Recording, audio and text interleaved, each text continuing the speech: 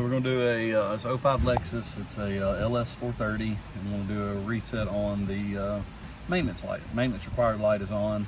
See how it pops on right there, right? So we're going to flip through our trip until it zeros, or we see nothing where it says miles. Key off. Then you see reset is just to the right of trip. Hold reset. Turn the key to on.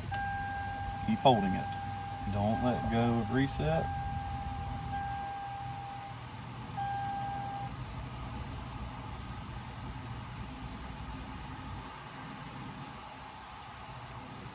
And you are done. You should be able to crank it. System check. Left front door, which I obviously have open. And that's it. No more. We do have a low tire, but we don't have any more issues with our maintenance light. So that's it. Just hold that down about 5 seconds. Should reset. Should be good to go.